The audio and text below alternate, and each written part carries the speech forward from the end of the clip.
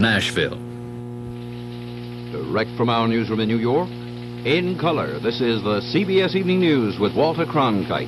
And in Washington, Bruce Morton, Marvin Kalb, Bob Schieffer, Phil Jones in Orlando, Florida, Don Webster near Hue, South Vietnam, Murray Prompson in Chicago, and Charles Carrault on the road. Tonight in Galax, Virginia. Good evening. The State Department acknowledging that this country is flying high-level reconnaissance over the Suez Canal. Says it has evidence of a Soviet missile buildup there, but apparently it still disagrees with Israel as to the seriousness of the development. Marvin Kalb reports.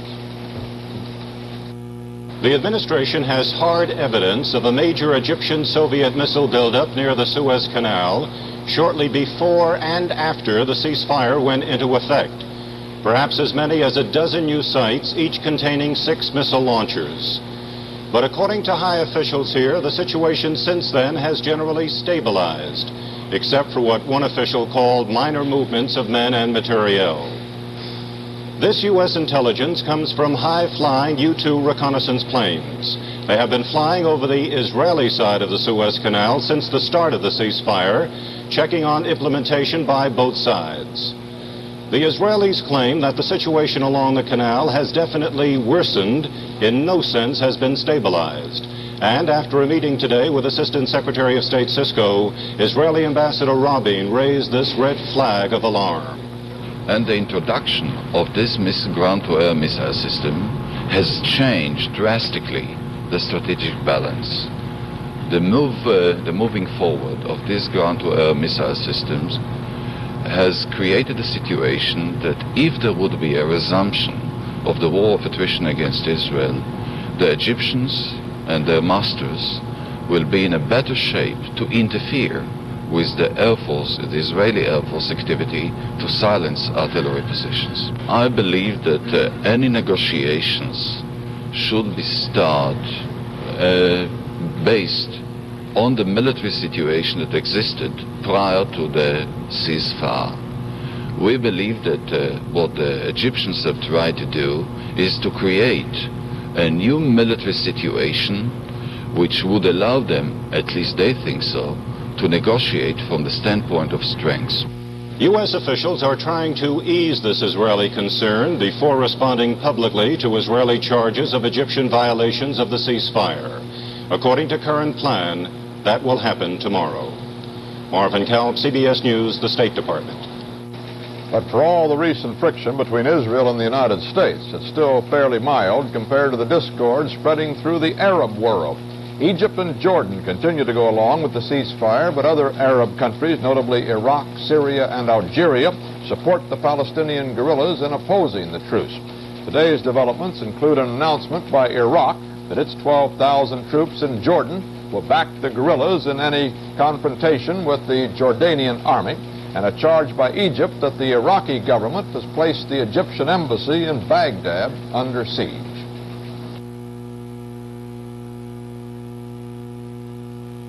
Oh, it's great. It's just my size. Zip me? I've got a problem. Another birthday, another bulge. She needs the Playtex Living Long Line Bra. Its stretch panels smooth out midriff bulge comfortably. Even after 50 machine washings, the Playtex Living Long Line Bra stretches this way, that way, still stretches like new. Make all your dresses fit better, look better, with a Playtex Living Long Line Bra.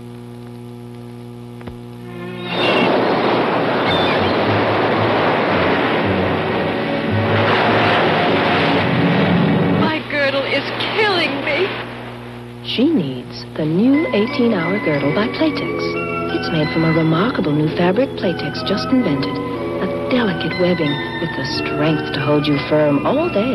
The first firm control girdle that's comfortable for hours. The new 18-hour girdle by Playtex. In Vietnam, there was sporadic fighting today near Firebase O'Reilly and along the Laotian border, but for the most part, heavy rains forced a lull in the war. Just a few miles away from this embattled area, the war has been on the quiet side for quite some time. And that is news, as Don Webster points out. This is Highway 1 running between Da Nang and Hue.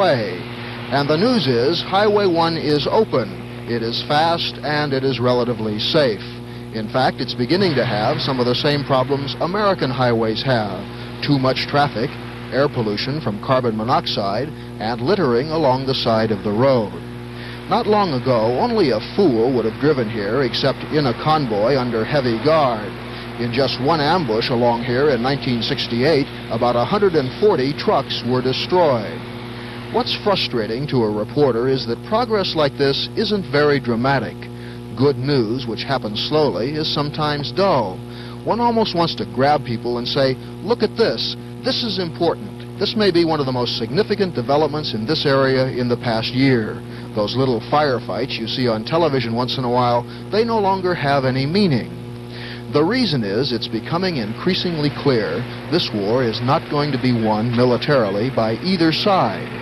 The most powerful force, the U.S., is leaving whether or not the South Vietnamese are ready to take over. And as to the enemy, as a Vietnamese friend said to me recently, if North Vietnam is still standing, then they're standing on their knees. We have hurt them, perhaps more badly than we realize. And the fact is they have not staged a significant military battle here in about 2 years. Even an illiterate peasant in this area knows he can now board a rattle-trap bus, pay a few hundred piastres, and in 2 hours or so go between Da Nang and Hue. That's real progress. Almost no one contends the communists are better off than 2 years ago. That isn't to say everything's perfect on Highway 1. There still is an occasional ambush, but the U.S. has paved the road with asphalt now, so the communists couldn't plant a landmine anymore unless they used a pneumatic drill. So this is the real news from Vietnam. The communists are still able to get publicity by shelling some remote border outposts, which even most Vietnamese have never heard of before. But to the average Vietnamese, things are getting better, and Highway 1 is just one example of it. Don Webster, CBS News, near Hue, South Vietnam. The Viet Cong charged today that U.S. planes have flown South Vietnamese troops into Laos to assist Royal Laotian forces. The U.S. command in Saigon would not comment on the charge, but in Washington, a State Department spokesman said it was untrue. Senator Thomas Dodd of Connecticut today reopened congressional hearings on the use of marijuana by American troops in Vietnam. He expressed concern that the widespread smoking of pot is having a debilitating effect on U.S. combat and defense capabilities. Bob Schieffer reports. Dodd contends the military has not made a realistic effort to cope with the growing drug problem in Vietnam. A former enlisted man who made a 6-month study of the problem ticked off what happens when a soldier gets high in a combat zone. The following case history is of aggressive or assaultive behavior. The release of assaultive behavior happened to a soldier in Saigon. This particular soldier was on guard duty and smoking pot in a bunker with 4 buddies. He had smoked marijuana on 3 other occasions without any trouble. All those experiences were pleasurable. This time, after smoking his normal amount of pot, he picked up his M16 and emptied a magazine into his 4 friends. They did not all die following his initial burst of gunfire, so he put another magazine into his rifle and stopped their crying with bullets. Former Marine Sergeant Robert Parkington said his own men got high and tried to kill him. He said things were so bad he decided to give up a Marine Corps career. I was there 32 days, during which time I witnessed and objected to the widespread drug abuse among the men of my unit. As a result of my objections, I was blown up by my own men who rolled a grenade under my bunk as I slept.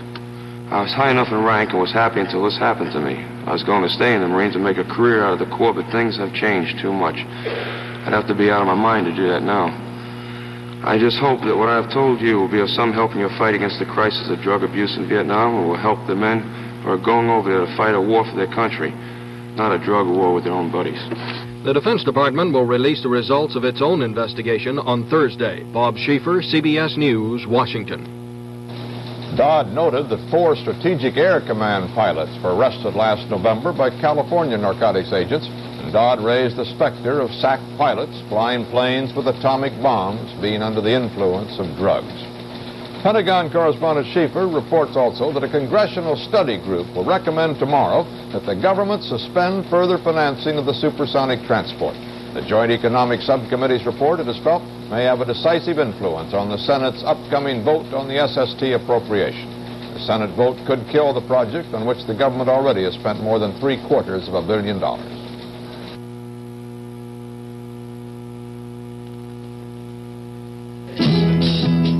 How about that new Kent menthol? Wow, Kent got it all together. Kent got it all together. Kent has got it all together. Hey, this one's got everything. Kent got it all together. Kent has got it all together. They should have done this years ago. All the refreshment of menthol, all the good things of a Kent, it's all together. Kent got it all together. A new Kent Menthol 100s, a new kind of menthol refreshment. Refreshing taste that comes free and easy through Kent's exclusive micronite filter. Brisk, breezy flavor, famous Kent filter, and good rich taste. They're all together now in new Kent Menthol 100s. All the refreshment of menthol, all together. All the good things of a Kent. The vetoed Aid to Education bill became law today. With 15 votes, more than the two-thirds needed, the Senate followed the House's lead and overrode the president. Bruce Morton reports. I rise to support the president's veto, said Republican Whip Robert Griffin, recognizing that it's not a very popular thing to do politically. That was the day's best piece of analysis. The veto was not popular, and the Senate lopsidedly overrode it 77-16. All the Democrats present voted against the president. 23 Republicans did too, while only 16 voted to sustain the veto. Of senators up for re-election this year, not one voted to sustain the veto. The issue was spending. The $4.4 billion bill includes almost $500 million more than the president wanted. Griffin said the president was trying to hold the line against inflation. Majority Leader Mike Mansfield answered, "It's so easy to vote money for an ABM and reject it for the ABCs." Edward Kennedy wondered why there were no vetoes of defense money bills.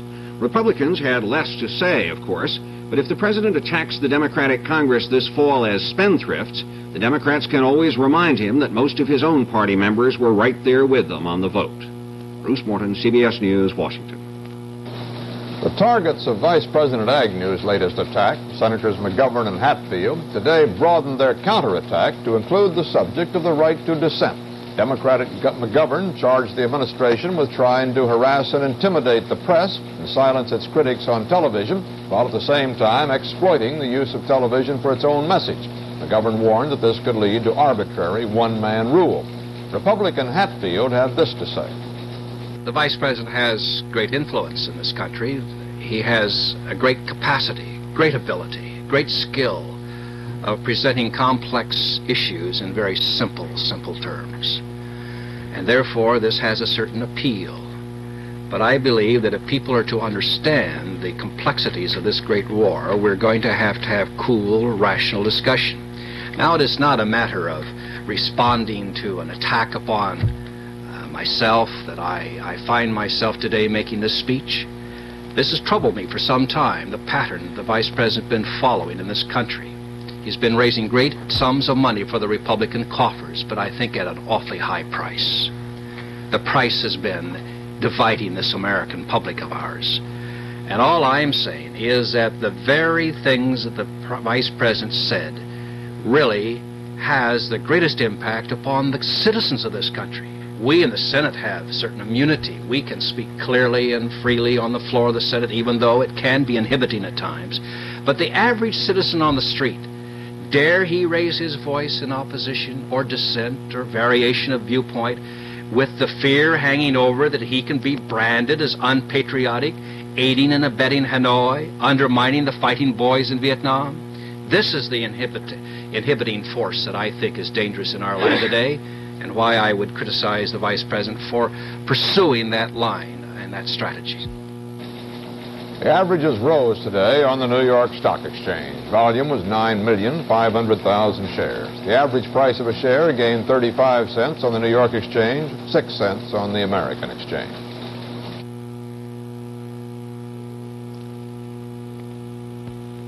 Has anyone ever improved on Bayer aspirin, made a faster aspirin, a more effective aspirin? Lots of people have tried. They took plain aspirin, made it bigger, smaller. They buffered it, They added extra ingredients. They squeezed it, squared it, flavored it, gummed it, capsuled it, fizzed it, even tried spraying it. They did everything but improve it. Today, there's still nothing faster, nothing more effective than good old genuine Bayer aspirin. It's pure aspirin, not part aspirin. It works wonders for headache, muscle pain, aches, and fever of a cold, for just about anything that hurts. Nothing bigger, smaller, in any size, in any shape. None of them is faster or more effective than Bayer aspirin. Even we can't improve it, though we keep trying. Bayer works wonders. In the deep sea off Florida this afternoon, the Navy buried more than 12,000 obsolete, unwanted, and controversial Army nerve gas rockets in the World War II Liberty ship that carried them. Phil Jones reports. The rusting, peeling, cracking Liberty ship with its most controversial cargo ever floated under the dumping site early this morning.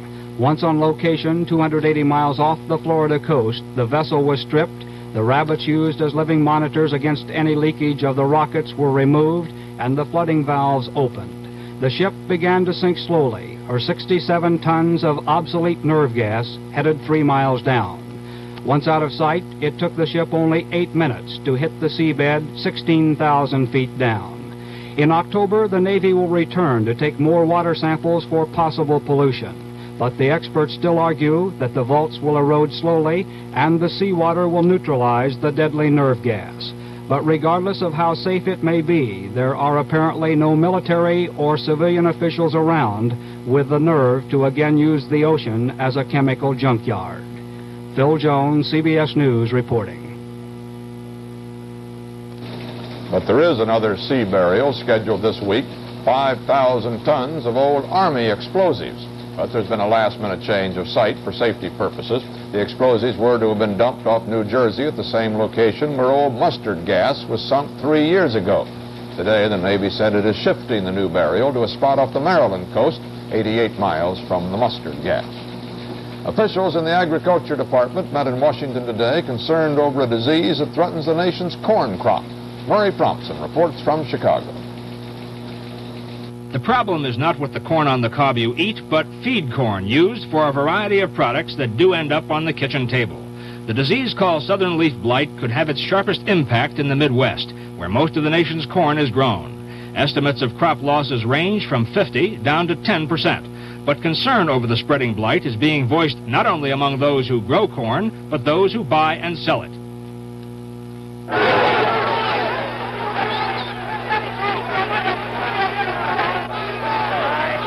This is the Chicago Board of Trade, where 90% of the world's grain is bought and sold. Despite the outward appearance of pandemonium, every shout, every gesture by these men means something.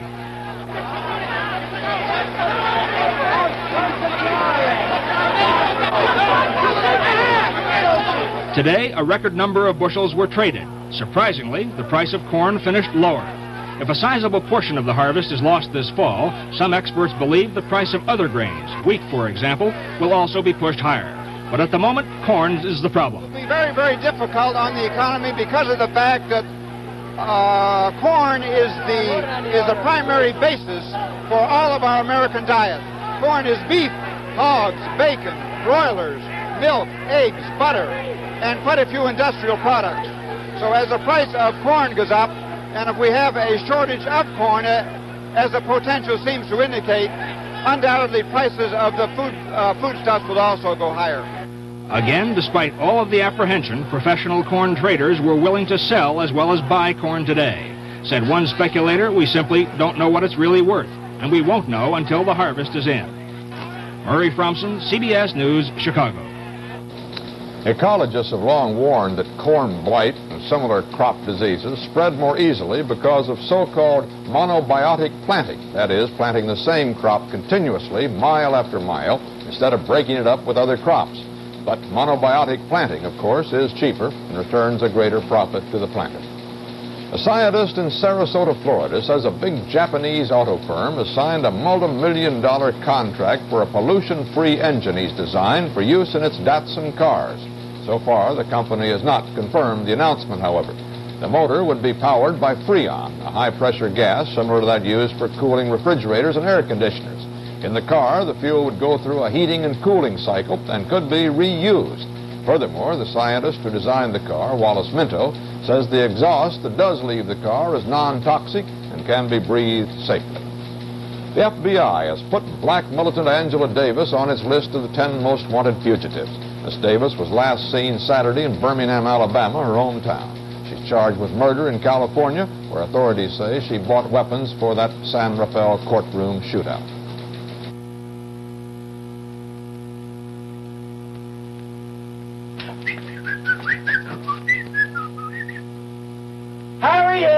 Harriet, the cleanser, it turned blue. Well, that's right, Uncle Charlie. I switched to Ajax cleanser. You see that blueberry stain? Ajax shakes out white, turns blue when it works. It's a chemical reaction that releases real power to clean and whiten. Please, let the dog out. Ajax Cleanser turns blue as it powers out stains. Ultra Bright toothpaste, a taste you can really feel. Ultra Bright gives your mouth sex appeal. An Ultra Bright smile is a healthy smile because regular brushing with Ultra Bright means the freshest breath, the brightest teeth, helps prevent cavities too.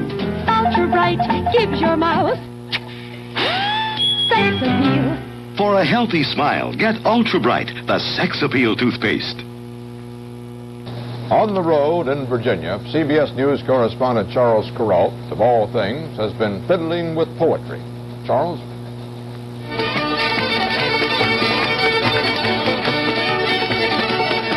In a country that's crazy about conventions, there's no convention more splendid than the one here in Galax, where the fiddlers come to play. Walking around the grounds, we got to remembering the words of a poem Stephen Vincent Benet wrote back in 1925. If you changed a name here and there, it would describe the Galax Old-Time Fiddlers Convention very well. Knowing a better writer when we meet one, we think we'll let Mr. Benet take it from here.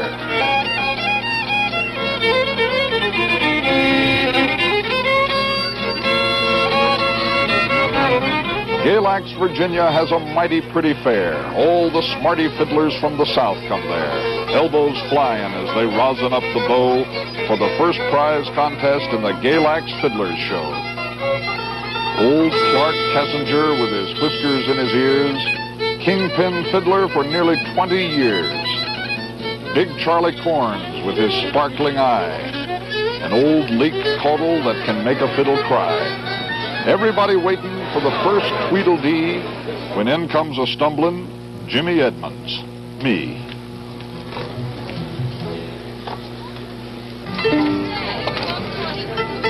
Listen to my fiddle, kingdom come, hear the frogs a-chunkin', jug-a-rum, jug-a-rum, hear that mountain whippoorwill be lonesome in the air, and I'll tell you how I traveled to the Galax Fair. Big Charlie Corns was the first in line. He could fiddle all the bugs off a sweet potato vine. He could fiddle down a possum from a mile-high tree. He could fiddle up a whale from the bottom of the sea. You could hear hands spanking till they spanked each other raw when he finished variations on Turkey in the Straw.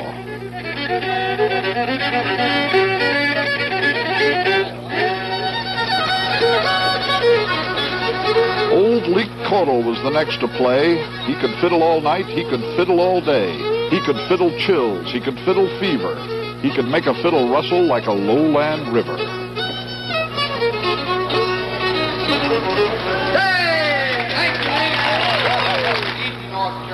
But the crowd was waiting for a fiddle messenger when out in the center steps old Clark Kessinger. You picked out an old-time number to play for us, too. I think some of you might remember it. It's Trouble Among the Yearlings, Clark Kessinger. He fiddled high and he fiddled low. He fiddled with a cherrywood bow. He fiddled the wind by the lonesome moon. He fiddled a most almighty tune. He started fiddling like a ghost. He ended fiddling like a host. He fiddled north, he fiddled south. He fiddled the heart right out of your mouth.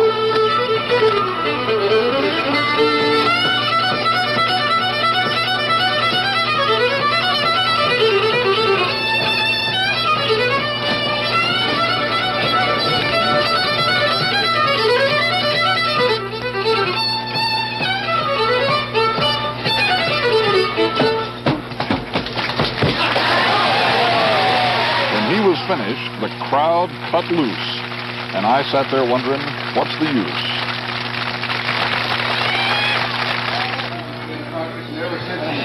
He wasn't walking really. Did you feel a call scooting around on one hip? Little Jimmy Edmonds, all of you heard about him. He's the one that goes, Wade Ward goes with him up to Washington and all that kind of thing. Jimmy, what are we this year? 36. Number 36. But I stood up pert, and I took my bow, and my fiddle went to my shoulder, so. And there wasn't no crowd to get me phased, but I was alone where I was raised. They've fiddled the rose and they've fiddled the thorn, but they haven't fiddled the mountain corn. They've fiddled sinful and fiddled moral, but they haven't fiddled the brushwood laurel. They've fiddled loud and they've fiddled still, but they haven't fiddled the whippoorwill. Go down, Moses, set my people free. Pop goes the weasel through the old Red Sea. Jonah sitting on a hickory bough, up jumps a whale, and where's your prophet now? Sing on the mountains, little whippoorwill, for I'm strutting as high as an eagle's quill.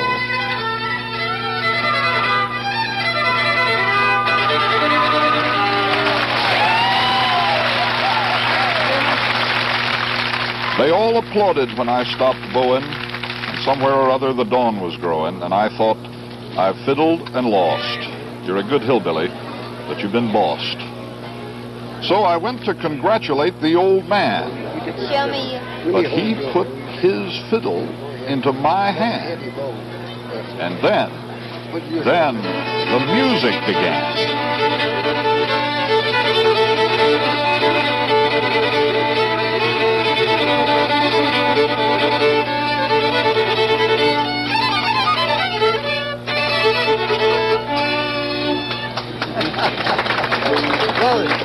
Charles Perrault, CBS News, Galax, Virginia. Old Clark Kessinger won that contest. Young Jimmy Edmonds says he'll be back next year. Wouldn't surprise us if old Charlie Perrault were back too. And that's the way it is. Tuesday, August 18th, 1970. This is Walter Cronkite, CBS News. Good night.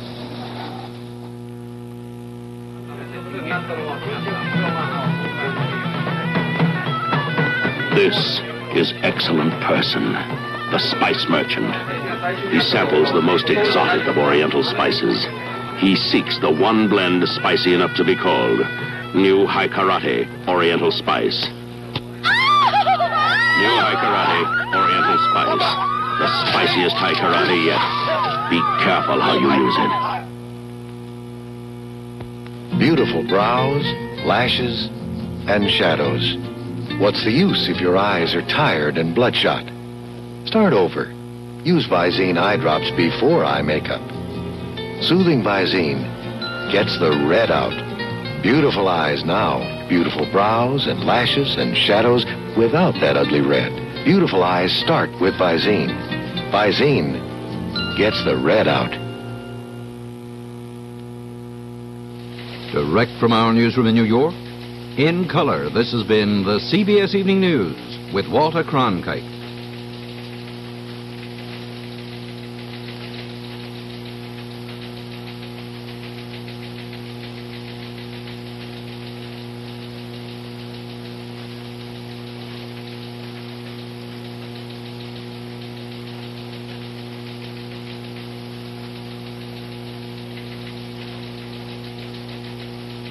Interviews with Elizabeth Taylor, Richard Burton, Attorney General Mitchell and his wife, and others highlight this week's edition of 60 Minutes, tonight at 10, 9 Central Time on CBS.